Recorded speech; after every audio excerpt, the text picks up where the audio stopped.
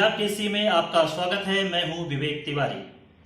आज हमारे साथ जो शख्सियत है उसके बारे में अगर कहा जाए तो 80 के दशक से उसने आंदोलन की रूपरेखा तय की और ऐसे आंदोलन किए कि उसकी परिणति सफलता के उच्च शिखर तक पहुंची।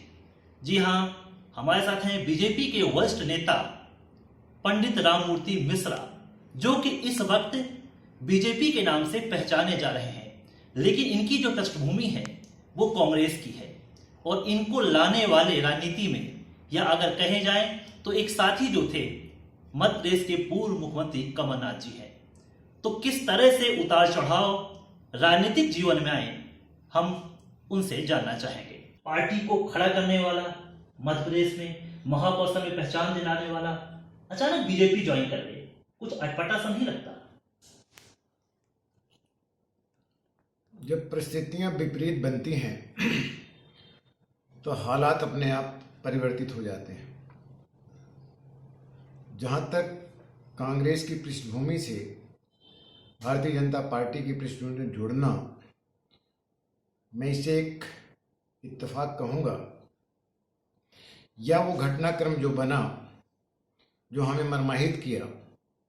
एक हमसे बहुत ही जूनियर, जब उसके अप्रिय बातें, अप्रिय व्यवहार का संज्ञान वो नेता ना ले जो हमें प्रोत्साहित किया, हमें सामने लाया, और मैंने भी बहुत कुछ उनके लिए किया, लेकिन समय की परिस्थिति परिवर्तन के तहत विचार बदल जाना, उसको महत्व दे देना, उसकी गलतियों को ढांक देना, जो मुझे बहुत अप्रिय लगा। एक ऐसे व्यक्ति को जिसका राजनीति का कोई पृष्ठभूमि नहीं है, राजनीति में कोई योगदान नहीं था, वो 10 साल तक इस देश का प्रधानमंत्री रहा। सोनिया गांधी ने अपने नेतृत्व में 10 साल तक चलाया, लेकिन धीरे धीरे संगठन का जो एक मापदंड था, जो कांग्रेस की मजबूती थी, वो धीरे धीरे उसका क्षरण होने लगा मजबूती का, और कांग्रेस धीरे धीरे देश सतही तो जमीन पर नहीं दिखती रही, ऊंचाइयों में उठती रही, इसलिए उसका पतन अपने आप में शुरू हो गया। आज सवाल ये उठता है, कांग्रेस के सामने विकल्प नहीं दिख रहा है किसको अध्यक्ष बनाया जाए। सोनिया जी संभाल कर रखा है, राहुल गांधी आना नहीं चाहते हैं, कांग्रेस के पास कोई ऐसा बड़ा चेहरा नहीं दिख रहा है जिसको कहा जाए कि इसको अध्यक्ष बना दिया जाए तो संभाल लेगा। आज तो कांग्रेस में ये डर है, अगर सोनिया जी को हटा दिया जाता, राहुल को हटा दिया जाता है, तो कांग्रेस को संभालेगा कौन? और कांग्रेस में सोनिया जी को, राहुल गांधी के डर है तो हमको हटा दिया तो हम कहीं रहेंगे नहीं। सवाल ये होता है, जहाँ पर डर होता है, जिस पार्टी में डर का सामंजस्य बन जाए, समावेश बन जाए, उससे जुड़ जाए, तो पार्टी का क्षरण धीरे धीरे नुकसान उसका होने लगता है, उसके मजबूत पक्ष दिखता नहीं है। लेकिन ये चीज़ भारतीय जनता पार्टी में देखने को नहीं मिल रही है। उनका जो मजबूत पक्ष है, जो आधार है, हम सब देख रहे हैं, लेकिन कांग्रेस पतन की ओर जा रही है। कांग्रेस का पतन दिख रहा है क्योंकि कांग्रेस में अनुशासन नहीं है, डिसिप्लिन नहीं है, त्वरित निर्णय लेने की क्षमता नहीं है। आज उनमें क्षमता होती, सवाल उठता, सिंधिया कांग्रेस से अलग नहीं होते। तो प्रियंका गांधी जिस तरह से थोड़ा सा पॉलिटिक्स में आ रही हैं, उनको आप उम्मीद लगती है कि वो कुछ कर पाएंगी, कि वो भी फेलियर ही साबित होंगी? देखिए, मैं ये नहीं कह सकता कि भारतीय कांग्रेस पार्टी में सिर्फ सोनिया गांधी के, राजीव गांधी के परिवार के ही अध्यक्ष बने हैं, और लोग भी अध्यक्ष बने हैं, कई लोग अध्यक्ष बने, सीताराम केशरी बने हैं, नरसिंह राव भी बने, बहुत लोग बने हैं, कई इस कड़ी में रहे हैं। वो बात अपनी जगह महत्वपूर्ण है कि लोगों को बनाया गया है, यही परिवार ने नहीं देखा, लेकिन कांग्रेस इसी परिवार के नाम से चल रही है। अगर देखा जाए तो टोटल इसी परिवार के नाम से चल रही है।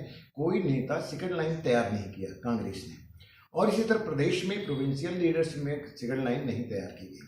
जिसकी चौधराहट बन गई थी, वो चौधराहट अपने हिसाब से काम करता रहा और उसका शोषण करता रहा।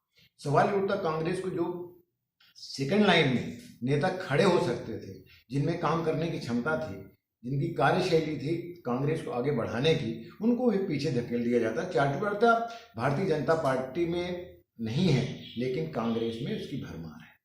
जो चाटुकारिता के बीच पे पार्टी आधारित चलने लगे, उसके नेता चलने लगे, गुण दोष का आधारित सोच ना बनाए, तो निश्चित रूप से पार्टी का पतन होता है। उसकी कमजोर पक्ष दिखने लगता है, उसका कमजोर पक्ष अपने आप दिखाई देता है। वो कमजोर पक्ष हमने भी देखा, आम आदमी देख रहा है। इसके कारण हर वर्ग के लोग, समाज के लोग कांग्रेस से अलग होते चले जा रहे हैं। जिसके पीछे जो कांग्रेस की सोच है, वो किस दिशा में ले जाना चाहते हैं कांग्रेस को, किस दिशा में काम करना चाहते हैं, किस तरह की लीडरशिप देना चाहते हैं, किस तरह से आम आदमी को बांधना चाहते हैं अपने साथ, किस तरह से जोड़ना चाहते हैं, उसके लिए कोई ढांचा तैयार नहीं कर रहे हैं। उसके लिए कोई जिस तरह का कोई चीज इंफ्रास्ट्रक्चर तैयार नहीं कर रहे हैं जिससे कांग्रेस की मजबूती दिखे, मजबूत पक्ष दिखे। कोई नेता किसी तरह की टिप्पणी कर देता, कोई नेता किसी तरह की टिप्पणी देता। जिसमें अभी सिंधिया की बात आ रही थी और कमलनाथ के बीच में टक्कर हो रही थी। कमलनाथ को मुख्यमंत्री 18 में बना दिया गया, सिंधिया को इग्नोर कर दिया गया। तो ये जो उपचुनाव की जो परिणति आई है, क्या ये नेतृत्व का ही है कि ऊपर से जो जैसे नेतृत्व ना होना, सोनिया जी का नेतृत्व का, या बात करें हम राहुल गांधी का नेतृत्व, सोच वहां से विकसित नहीं हुई? तो क्या आप ये देख सकते हैं, या कोई डिसीजन लेने वाले बेहतर नहीं रहे? जैसे मैं प्रियंका की बात करता हूँ, प्रियंका ज्यादा ओजस्वी वक्ता के रूप में कई बार नजर आ जाती हैं, भीड़ को अट्रैक्ट भी वो करती हैं। आपने दो तरह का प्रश्न कर लिया, प्रियंका को भी जोड़ दिया, मध्य प्रदेश में 2018 के चुनाव को भी जोड़ दिया। तो मैं 2018 के चुनाव पे भी बात करता हूँ, कमलनाथ को मुख्यमंत्री क्यों बनाया गया उस पर भी बात करता हूँ। 2018 का चुनाव अगर देखा जाए, प्रदेश की राजनीति में मुख्य दो व्यक्ति चुनाव लड़े हैं, एक कमलनाथ जी, दूसरे सिंधिया जी। कमलनाथ सिंधिया जी, ये तय था कि सीनियरिटी के हिसाब से कमलनाथ मुख्यमंत्री बनेंगे।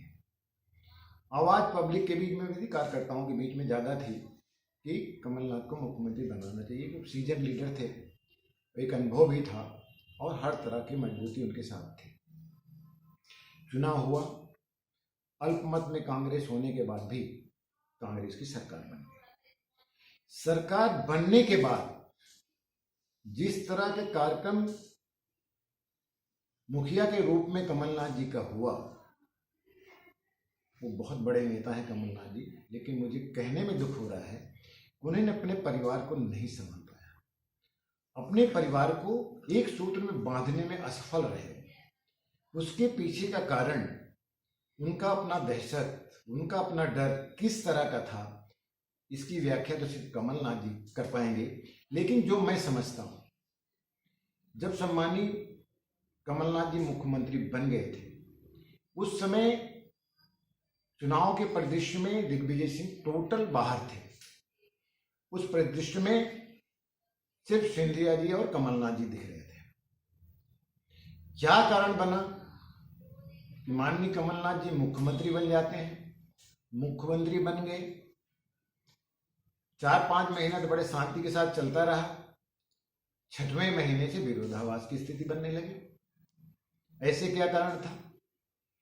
जो मैं, क्योंकि उस समय पार्टी से बाहर था, लेकिन पार्टी के अंदर जो लोग थे उनसे मेरे रिलेशन तो थे, जान पहचान तो थी, एक दूसरे के प्रति सम्मान था, लोग सम्मान भी करते थे।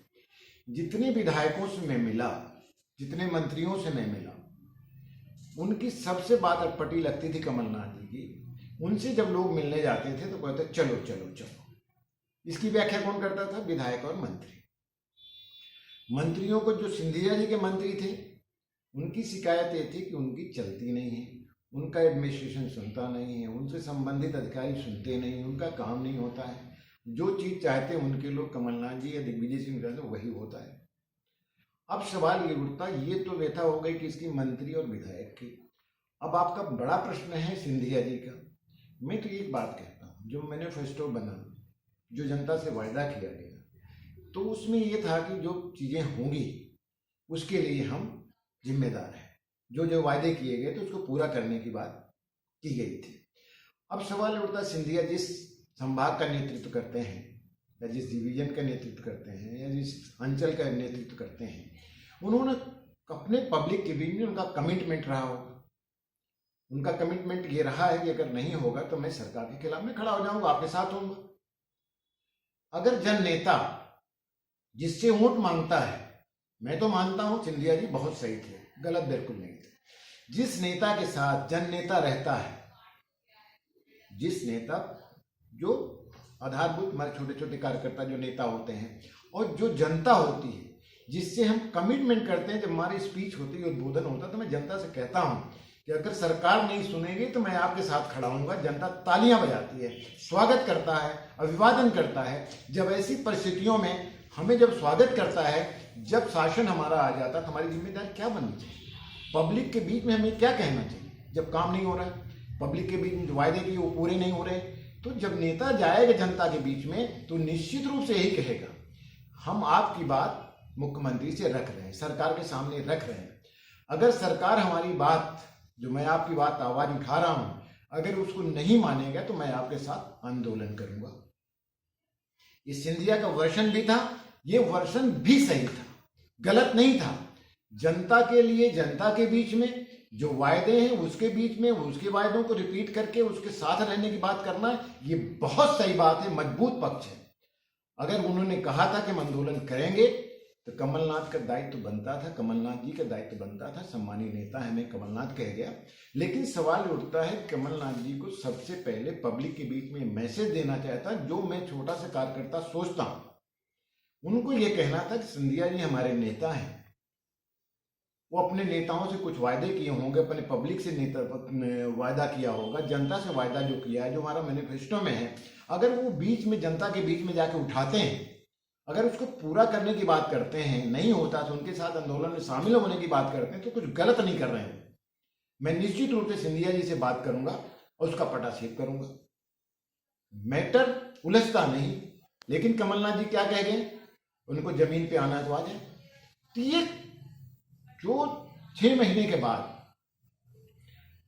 सिंधिया जी अपना अवमूल्यन जो देख रहे थे, जो उनका अवमूल्यन हो रहा था, जो उनकी पीड़ा बढ़ रही थी, वो पीड़ा जो स्थिति मेरी बनी थी अलग होने से भारतीय जनता पार्टी से, वही स्थितियां सिंधिया जी की भी बनने लगी थी। कांग्रेस के पास कमिटमेंट नहीं है, धरातल नहीं है, बुनियादी स्तर पर कोई सोच नहीं है। कांग्रेस की सत्ता अब वापस नहीं होती। इनके कितने जीतेंगे वो अपने आप में 27 बोलते हैं, 5 तो बता दे कौन जीतेगा, 5 का नाम ले लें किसको हरा रहे हो। और सवाल ही उठता, सवाल तुम्हारे 22 आदमी चले गए तो क्यों चले गए, उनको संभाल नहीं पाया, तुम्हारे पास आप चुनाव में जा रहे हो, किसको जिता के लाओगे तुम। अब सवाल ही उठता है, कहना कि हम वापस में आएंगे, कौन व्यक्ति ये नहीं कहेगा कि मैं हार रहा हूं। कांग्रेस का कौन नेता है, चाहे वो दिग्विजय सिंह जी हों, चाहे वो कमलनाथ जी हों या राहुल जी हों, ये कैसे कहेंगे कि हमारी सत्ता नहीं आएगी। वो तो कहेंगे हम पूरा जीतेंगे। सवाल ये उठता, उस समय भी कह रहे हैं तुम्हारी बहुमत के साथ सरकार आएगी, नहीं आई। आज तो सवाल ये उठता, भारतीय जनता पार्टी की सरकार है, सम्मानित शिवराज सिंह दिन रात काम करने वाला व्यक्ति है, जो 18 घंटे से 20 घंटे काम करता हो और जो जनता की बात करता हो, रिश्तों की बात करता हो, रिश्तों की मजबूती देने की बात करता हो, रिश्तों की महत्व समझता हो, ऐसे व्यक्तित्व को चुनाव हराना सरल है क्या? इसमें कैसे जी माने जाते हैं, इसमें दो राय नहीं। पर लेकिन जब मैं अध्यक्ष बना था शहर कांग्रेस कमेटी का, तो मैंने बहुत आंदोलन किया और मैंने उस गरिमा को बता दिया कांग्रेस अध्यक्ष होता क्या है। एडमिनिस्ट्रेशन मेरे नाम से डरता था, अगर मैंने कह दिया कि होना चाहिए तो एडमिनिस्ट्रेशन करता था, मंत्री की बात नहीं सुनता था, मेरी बात सुनता था, क्योंकि मैं लॉजिकली बात करता था, सैद्धांतिक बात करता था। एडमिनिस्ट्रेशन ये अपने टीआई से, अधिकारियों से कहता है कि मिश्रा जी कितने काम बोलते हैं, कोई अनुचित बात लेके तो आते नहीं, तो सवाल उनका काम क्यों नहीं कर दिया जाता। तो सवाल ये उठता कि एक मापदंड की राजनीति होती। सवाल उठता कि जो मुझे करना था मैंने किया, ब्रॉडगेज का आंदोलन मैंने किया, उसको स्थापित भी किया मैंने। दूध के आंदोलन में मैंने ऐसा खड़ा किया, उस दूध के आंदोलन मुझे काउंटर के लिए आदेश कर दिया गया, इनका काउंटर कर दो। सवाल ये उठता है कि काम जब करोगे, बाईपास का आंदोलन मैंने किया, रेलवे जोन का आंदोलन किया, जेल गया, तो बहुत सारे आंदोलन मैंने किए, बहुत सारे मुद्दे उठाए हैं जो काम करना चाहिए, लोग आज भी याद करते हैं, एक हिस्ट्री बनी पड़ी है मेरी। लेकिन जब काम करते हैं तो काम बोलता है, काम अपने आप चलने लगता है, चलाना नहीं पड़ता। आदमी का नाम चलाना नहीं पड़ता, नाम चलने लगता है अगर काम करने वाला व्यक्ति हो। आपका जो प्रश्न है कि भारतीय जनता पार्टी में मेरी भूमिका क्या होगी, देखिए, 15 महीने का बच्चा कोई भूमिका तय नहीं कर पाएगा अपनी कि भारतीय जनता पार्टी में क्या करूंगा। भारतीय जनता पार्टी ने मुझे प्रदेश कार्य समिति का सदस्य बनाया है। अभी क्या निर्देश होंगे, किस तरह के हालात आएंगे, क्या जिम्मेदारियां मिलेगी, उन जिम्मेदारियों को बखूबी निभाने की कोशिश करूंगा। और जनहित के जो मुद्दे होंगे, आम आदमी की जो तकलीफें होंगी, उससे मैं जरूर जुड़ूंगा, उनकी समस्याओं के निजात के लिए जुड़ूंगा। और जो महत्वपूर्ण समस्याएं आम आदमी के लिए होगी, हमारे शहर के हित के लिए होगी, डेवलपमेंट की बात होगी, अपने नेताओं से भी बात करूंगा। अगर हमें शासन प्रशासन से लड़ने की बात आएगी तो वो भी मैं करूंगा, जो हमारा अपना स्वभाव है।